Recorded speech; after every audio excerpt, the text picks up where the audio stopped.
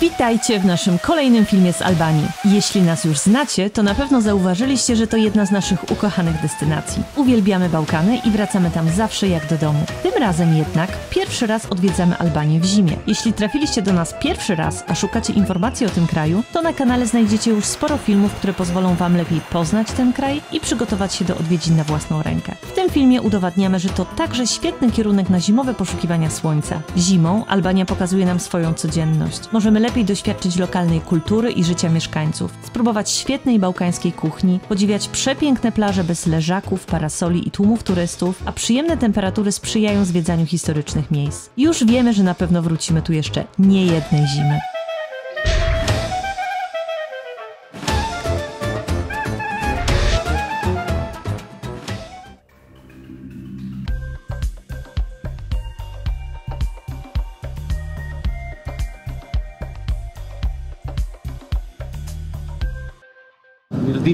Witam, witamy w Albanii. Kolejny raz będziemy odkrywać Albanię w zimowej odsłonie, chociaż zimy tutaj nie czuć, jest piękne słońce i mam nadzieję, że tak będzie przez cały nasz wyjazd. Prognozy w końcu wskazują, że nie będziemy mieli deszczu, jak to bywało w ostatnich wyjazdach. Ale w Albanii nigdy nie padało. Chyba raz tylko w Beracie. Raz w Beracie nas burza dorwała, ale to były 2 godziny we wszystkim.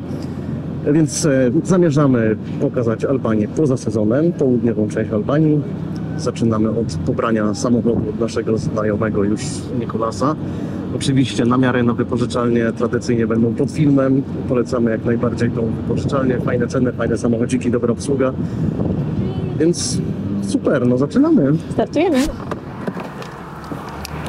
Mamy to piękne wodzizdło na nasze najbliższe 4 dni. Nikolas naprawdę nam super furkę załatwił. Biorąc pod uwagę właśnie, że jest poza sezonem, no to ceny są zdecydowanie niższe niż w sezonie. No i mogliśmy sobie dzięki temu pozwolić na naprawdę fajny samochód i naprawdę bardzo wam polecamy tą wypożyczalnię. To nie jest nasz pierwszy raz w Albanii. Korzystaliśmy wcześniej z innych i ta jest zdecydowanie najlepsza.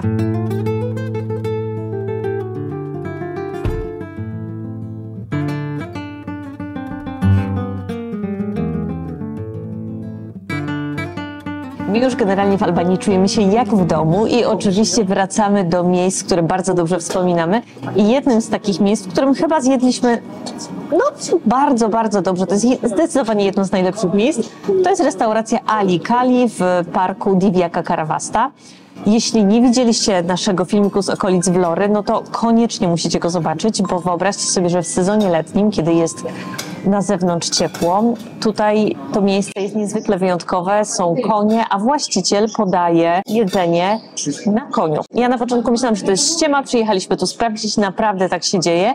Dzisiaj jesteśmy w sezonie zimowym, w związku z tym na zewnątrz już jest ciemno, jemy wewnątrz, ale myślę, że będzie i tak pysznie, wystarczy, że weszliśmy już, wjechały przystawki na dzień dobry. Ja jestem głodna jak wilk, bo od rana nic nie jadłam, a wiem, że tu na pewno pojem, więc generalnie bardzo polecam. Tylko pamiętajcie, że ja was ostrzegałam, że stąd nie można wyjść głodnym. Pan Ali cały czas donosi ryby, teraz kreweteczki wjechały, tutaj są frytki, są dodatki, wszystko jest przepyszne, świeże i co chwilę będzie wam tutaj dokładał, więc ja już to chyba mówiłam na poprzednim filmie, tutaj jest jak u babci albo u cioci na imieninach. Po prostu macie po kokardę i jest ziemniaczki, zostaw rybkę, zjedz. Więc to jest właśnie takie miejsce. Ja w ogóle nie wiem, czemu turyści omijają to miejsce, bo park Divjaka Karavasta jest naprawdę przepiękny. Zresztą na blogu macie artykuł o tym miejscu. Polecamy, koniecznie tutaj trzeba przyjeżdżać.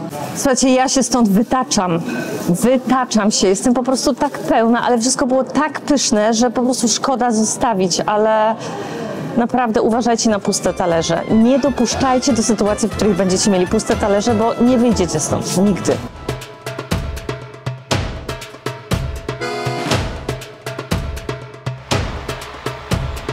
Dzisiejszy dzień w Albanii przywitał nas pięknym słońcem i spaliśmy w Sarandzie, ale jedziemy nad gorące źródła, chociaż one chyba nie są zbyt gorące, a raczej letnie.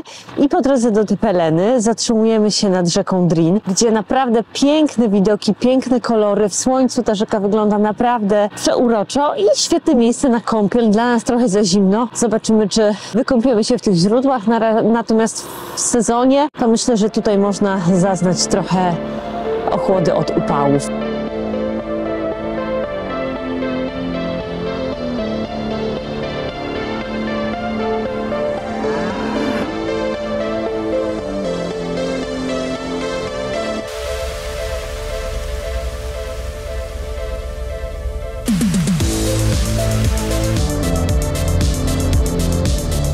Mam nadzieję, że pamiętacie Frediego, który tutaj właśnie po rzece Wioza robi wycieczki, gdzie pokażę wam i wodospady Wiozy, i źródła, które wybijają z tej rzeki.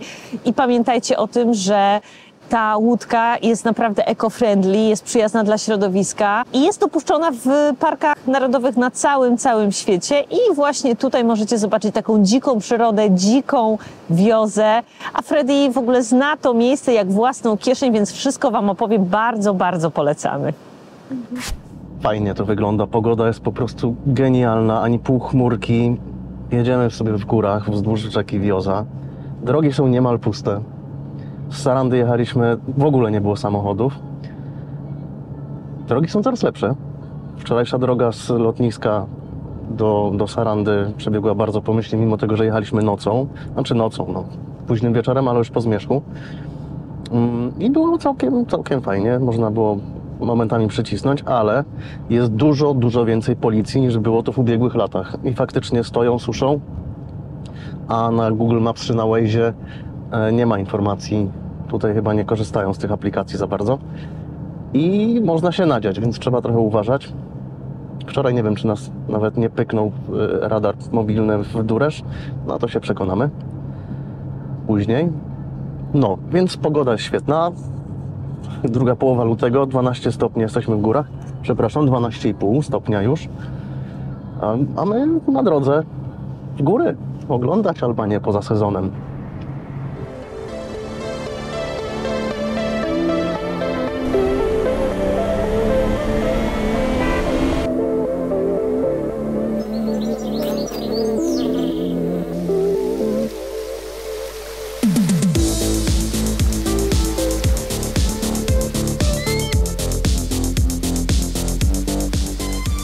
W samym sercu albańskich gór znajdziecie miejsce niezwykłe, pośrodku niczego, źródła termalne Beni, które słyną ze swoich naturalnych minerałów, które mają właściwości prozdrowotne.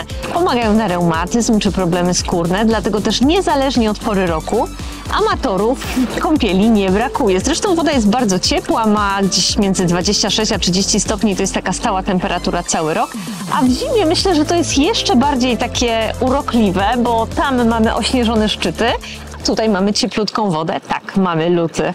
Bardzo fajne jest to miejsce i tak natura jest tutaj przepiękna, chociaż prawdopodobnie takie dzikie to ono już nie będzie. W sezonie jest tutaj już bardzo dużo ludzi, a do tego miejsca wygląda na to, że chyba chcą doprowadzić asfalt, trwają pewne prace, ale póki co naprawdę jest pięknie. Jeszcze w tle ten osmański most, no cudownie. Weźcie pod uwagę jeszcze jedną rzecz. Jeśli macie jakąś biżuterię, no to na przykład moja Pandorka niezbyt dobrze przetrwała tą kąpiel. W sensie miałam srebrną bransoletkę, teraz mam złotą, więc no, chodzi w reakcję z tymi minerałami, które są i dajecie trochę takim zgniłym jajkiem potem. Jednak te minerały mają to do siebie, że one wchodzą w skórę i jak kąpiecie się, to wszyscy solidarnie potem wchodzicie do samochodu, bo jedna osoba, która się nie kąpie, mogłaby tego nie przetrwać.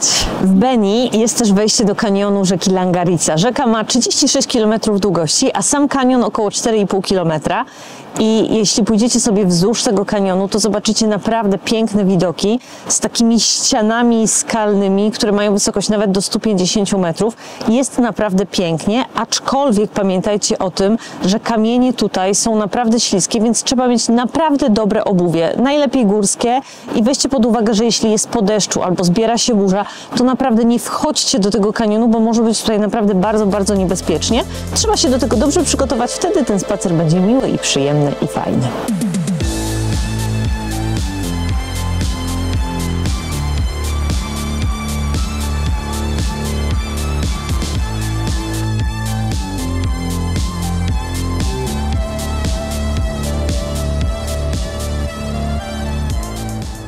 Po źródłach, które zgłębiliśmy, wybraliśmy się do Permetu, który znajduje się po drodze w kierunku Sarandy i Wybrzeża.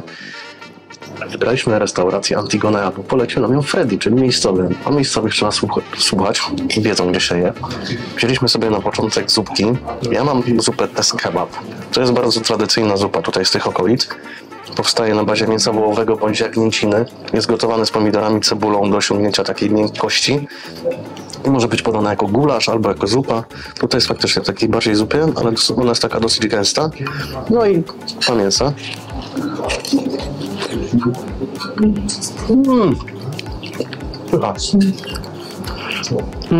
To mięso jest takie mięciusieńkie, rozpływa się w ustach. Faktycznie no, taki bardzo mięsny wywar. Kasia natomiast przyjął sobie zupę z kurczaka i podejrzewam, że w smaku jest podobna do tej, którą jedliśmy w Lukowej w zeszłym roku. No, tak? Spróbowałaś? No, czyli podobnie. To 2 lata temu. To odsyłamy też do filmu z Lukowej. Super, dobra, jemy i za chwilę jeszcze wiedzie serek, który jest charakterystyczny do tego miejsca, ale za moment. Ja jakoś nie jestem bardzo głodna, więc uznałam, że zupa mi wystarczy, ale w karcie był też byrek. No, jak się jest na Bałkanach, no to nie zjeść byrku to byłby grzech. Co to jest ten byrek? No byrek to jest w zasadzie takie ciasto filo z różnymi nadzieniami. Może być tam ser, może być szpinak, mięso, jakieś zioła. No i ja właśnie sobie zabrałam tutaj byrek z ziołami z okolicznych gór, czyli trochę inny niż w innych częściach tego kraju. No i już tutaj zdążyłam spróbować, naprawdę bardzo dobry, więc będąc na Bałkanach, no to trzeba po prostu byrku spróbować. Wziąłem jeszcze do spróbowania ser kaczkawal, który jest w ogóle tradycyjnym serem albańskim. Jest to taki biały ser, półtwardy, produkowany zazwyczaj z mleka krowiego bądź też owczego, a w tym rejonie, w którym w tej chwili jesteśmy, czyli pomiędzy Korczą a Chiyokastrą, to jest najbardziej klasyczna wersja, to jest mleka owczego. Podaje się go w różny sposób, na przykład na surowo, na zimno, jako przekąskę. Można go zjeść z miodem. Najczęściej jest podawany jako smażony. Jest smażony na oliwie, aż złapie taką lekko chrupką, żółtawą skorupkę. Dobry jest do kanapek, do byrka, no i jeszcze w taki sposób, jak ja wziąłem, czyli zapiekany z warzywami, albo czasem dodawany do musaki. Fajnie się ciągnie, bo spróbowałem go. Tutaj mam zapieczony z pomidorami i papryką. Jest bardzo delikatny. Dużo oliwy, dużo ziół. Bardzo fajny, mięciusieńki. No jak tu nawróciłem. No. Polecam. Fajny, taki troszeczkę gumowaty jest, ale tak przyjemny. Chciałbym go porównać do jakiegoś naszych serów. Na pewno dobry. Permet słynie także z gliko. Oczywiście gliko zjecie nie tylko tutaj, ale w całej Albanii, bo to taki albański symbol gościnności. Podaje się go właśnie często do kawy albo do herbaty. I co to jest? Co są tak naprawdę owoce, można powiedzieć, w takim syropie cukrowym, to nie do końca jest miód. Zazwyczaj przygotowuje się je właśnie bez konserwantów, dodając tylko jakieś przyprawy, na przykład goździki albo wanilię. I mogą to być właśnie pomarańcze, albo to ma taką trochę konsystencję dżemu, jest strasznie słodkie, ale jeśli ktoś Was częstuje gliko, to nie odmawia się tego przysmaku, tylko trzeba podziękować i zjeść, bo to znaczy, że jesteście właśnie przyjęci jak goście, jak rodzina, tak naprawdę jak ktoś bardzo bliski. Jedzonko było przepyszne. Freddy polecił tą restaurację, natomiast my polecamy ją Wam. Jedzenie nie jest drogie. Od 400 do 450 leków za tą każdą z tych porcji. W sumie wyszło 1800 leków z wodą i jeszcze Państwo nas poczęstowali deserkiem, więc chyba jesteśmy mile widziani. W Permecie jesteśmy pierwszy raz, ale słyszeliśmy o tym mieście, że wyróżnia się na mapie Albanii. Czym? A mianowicie czystością. Tutaj jest naprawdę czysto, a podobno mieszkańcy bardzo dbają o miasto i jak przyjechaliśmy tutaj, to widać. Naprawdę widać, nie ma w ogóle śmieci, jest bardzo, bardzo czysto.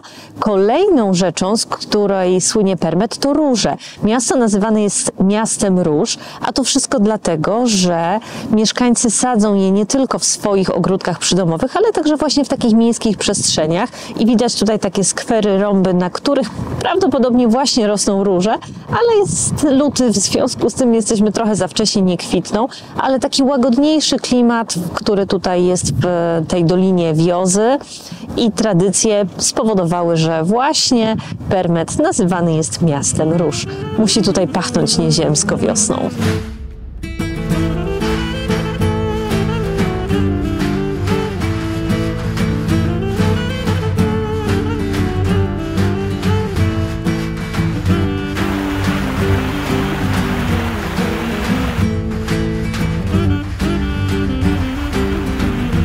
Jeśli widzieliście jakiekolwiek zdjęcia wcześniej już w internecie z Permetu, no to oczywiście musiała się na nich znaleźć taka najbardziej charakterystyczna skała, która jest praktycznie w środku miasta. To chyba najbardziej taki rozpoznawalny punkt miasta, może oprócz róż. I tak sobie pomyślałam, że jeśli skała jest w środku miasta, to na 100% muszą być tutaj jakieś legendy z nią związane. I oczywiście nie pomyliłam się. Skała Guri Ichi Tetit, mam nadzieję, że dobrze to wymawiam, bo albański jest dla mnie bardzo trudny do wymowy. Podobno była kiedyś skałą, na którą wspiął się pasterz, który był niezwykle nieszczęśliwy z powodu miłości do bogatej dziewczyny. No ale jak to ubogi pasterz, oczywiście rodzina nie chciała wyrazić zgody na ten ślub i pasterz z rozpaczy, będąc na tej skale, podziwiając okoliczne góry i rzekę Wiozę, poprosił, by został już na zawsze w tych skałach. Wtem ziemia zadrżała, a pasterz został zamieniony właśnie w skały i jest tutaj do dzisiaj. Kolejna wersja innej legendy mówi, że jest to ponoć jakaś stara twierdza, po której została tylko i wyłącznie ta skała, a jeszcze inni twierdzą, że jest to śpiący, pradawny olbrzym. Jak jest naprawdę? Nie wiem.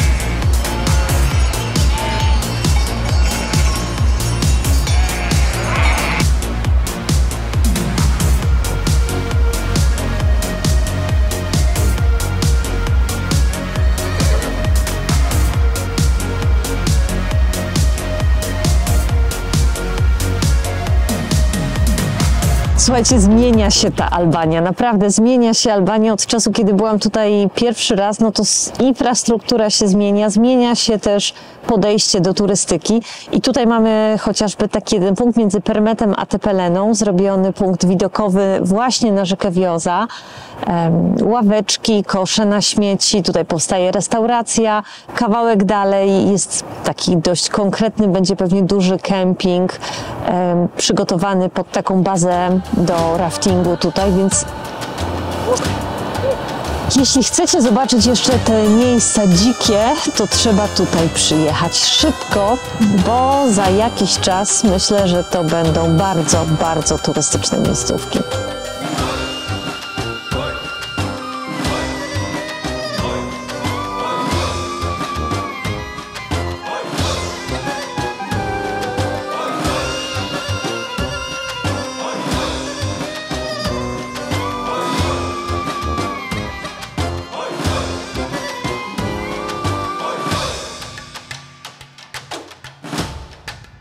Można powiedzieć, że morze ma w sobie coś na tyle uspokajającego, że zachód słońca nawet w Sarandzie, której fanami, jak wiecie, nie jesteśmy, ma coś w sobie magicznego. Oczywiście moglibyście zapytać, to co wy robicie w Sarandzie, skoro nie lubicie Sarandy i znowu tu wracacie? Odpowiedź jest bardzo prosta. Nasi znajomi tutaj mieszkają i tylko dlatego przyjechaliśmy tutaj tym razem, żeby ich odwiedzić. No, wybrali sobie takie miejsce do życia, co zrobisz? Generalnie Saranda poza sezonem jest naprawdę do wytrzymania. W sierpniu, lipcu, nawet czerwcu to naprawdę nie chciałabym tutaj być. Natomiast taki luty, gdzie spokojnie większość knajp jest zamkniętych, nie ma korków na ulicach, w ogóle praktycznie nie ma ludzi, no to nawet może być przyjemnie. Chociaż oczywiście nadal twierdzę, że są przyjemniejsze miejsca w Albanii do spędzenia urlopu.